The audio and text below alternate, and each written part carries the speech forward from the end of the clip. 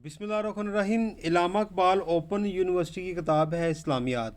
Code इसका है 201। Matric class है। आज इसका पहला लेक्चर है। आज हम यूनिट नंबर 1 को मुकम्मल तौर पे हल करेंगे। आपको मैं बताने वाला हूँ कि आप इस यूनिट के अंदर कौन कौन से टॉपिक करेंगे और अगर आपको फ़लाँ टॉपिक करना हो तो उसको आपने कैसे करना है और कौन सा टॉपिक अहम है, और पेपर की तैयारी भी आप ऐसे ही करेंगे। जैसे कि हमारा पहला टॉपिक है कुरान करीम का तारुफ अल किताब। इसको आपने रीड करना है। जिस चीज़ को मैं कहूँगा लर्न करना है, याद करना, वो आप याद कर लें, आपकी पेपर की तैयारी अच्छी हो जाएगी। एग्ज़ाम में सवाल आता है कि कुरान करीम का तारुफ बयान करें। जब ये सवाल आ जाए तब आपने शुरुआत यहाँ से करनी है। कुरान मजीद अल्लाह ताला की किताब है। ये किताब रसूल करीम सल्लल्लाहु अलैहि वसल्लम पर तकरीबन 23 साल के अरसे में नाज़िल हुई। आपने ये सारी चीज़ें करते करते ना यहाँ तक आना है, क्योंकि आगे इसका मज़ीद टॉपिक होगा दायमी और आलमगीर कानून, ये भी बीच में ऐड होगा। ये भी आपने टॉपिक करना है कंप्लीट, लेकिन इसको आपने यहाँ तक करना है। इसके बाद टॉपिक है अल्हामी, पहली अल्हामी किताबों की तस्दीक करने वाली। शुरू से लेके आपने अगले पेज पे यहाँ तक आपने कर लेना है कि हुक्म दिया था। ये सवाल नंबर 1 जो आएगा ना कुरान करीम का तारुफ, यहाँ तक कंप्लीट हो जाएगा तो आपने यही करना है। इसके नंबर आपको 20 मिल जाएंगे। एग्ज़ाम में सवाल ये भी आ सकता है कि कुरान करीम की तलीमात पर नोट लिखें और इसकी तलीम का क्या असर होता है। तो आपने ये टॉपिक दोनों पूरे करने होंगे। आगे हम चलते हैं। नंबर 2 टॉपिक है नज़ूल कुरान। कुरान मजीद का नज़ूल कब हुआ और इसकी नज़ूल की वजह क्या बनी, या फिर ये एग्ज़ाम में सवाल आ सकता है कि नज़ूल की कैफियत बयान करें। तो इसी तरीके से आपने ये करना है। ये भी एग्ज़ाम में सवाल आ सकता है कि कुरान करीम का नज़ूल मक्की और मदनी सूरतों के लिहाज से बयान करें। तो जब कुरान करीम के नज़ूल का नज़ूल वाला टॉपिक आ जाए तो अब आपने शुरुआत से यहाँ से शुरू करना है कि कुरान पाक अल्लाह ताला का कलाम है। यहाँ से करते करते आपने तकरीबन ये भी बीच में ऐड करनी है आयतें, और यहाँ तक आपने बस करना है। तुम्हारे लिए दीन पसंद कर लिया। इसके बाद नंबर 2 आपने हेडिंग देनी है कि ज़रूरत के मुताबिक नज़ूल।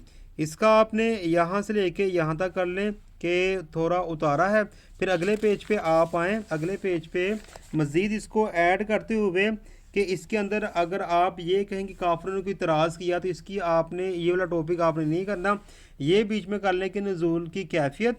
यहाँ से लेके अगले पेज पे मक्की और मदनी सूरतें ये साथ आपने मिला लेनी है।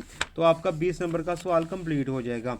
आगे हम बात करते हैं। अगर मैं पीछे दोबारा एक बार रिपीट करूँ, 20 नंबर का सवाल तब बनेगा जब वो कहेगा कि कुरान नज़ूल कुरान बयान करे। इसके अंदर जब ये खाली पूछेगा तब आपने ज़रूरत के मुताबिक नज़ूल और नज़ूल की कैफियत ये आपने बीच में ऐड करना है। अगर वो कहेगा कि मक्की और मदनी सूरतें भी साथ बयान करें तब आपने टॉपिक करना होगा, वरना आपने इस टॉपिक को हज़फ कर जाना है। आगे हमारे आता है नंबर 3 पे तलावत कुरान। तलावत कुरान के अदाब बयान करें। इस तरह एग्ज़ाम में सवाल आता है।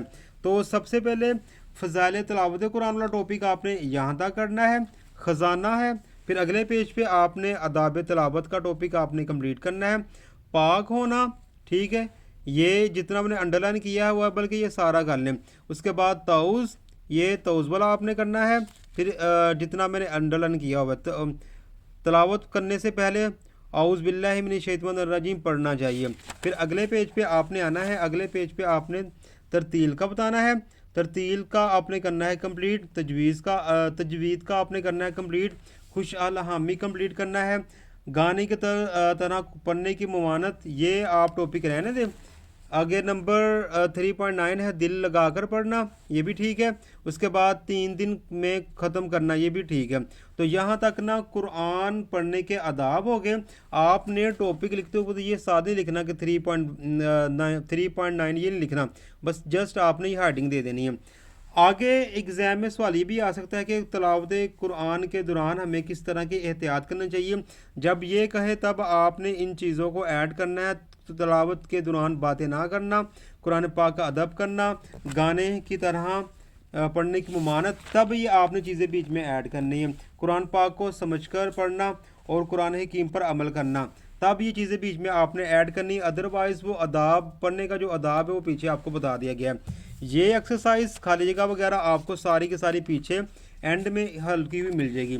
آگے ہمارا ٹاپک نمبر 4 ہے قرآن حکیم کی آخری 10 صورتیں۔ اس میں سے کوئی ایک صورت آ سکتی ہے اور وہ آپ سے کہہ سکتا ہے کہ اس صورت کا ترجمہ لکھیں اور خود سے اس کی تشریح کریں۔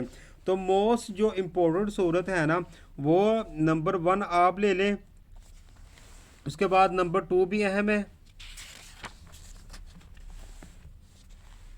نمبر 3 والی ہے انا اعطیناک کل کونسر، یہ اہم ہے، اس کے بعد سورہ نصر اہم ہے، اس کے بعد قل هو اللہ احد یہ اہم ہے، اور اس کے بعد لاسٹ والی 2 صورتیں ہیں قل اعوذ برب الفلق اور قل اعوذ برب الناس۔ ان میں سے کوئی ایک صورت دے گا 20 نمبر کی ہوگی، آپ نے اس کا ترجمہ اور اس کی تشریح کرنی ہوگی۔ آگے نمبر 5 ٹاپک ہے 20 قرآنی آیات۔